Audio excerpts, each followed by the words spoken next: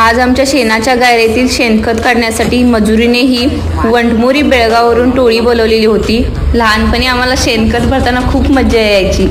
घरातील सर्वजण मिळून कामाला लागायचो। मौज मजा गप्पा करत काम केलेलं केव्हा संपायचं कळतच नसायचं। पण यावर्षी सगळे कामात व्यस्त असल्यामुळे मजुरीने माणसं बोलवली होती।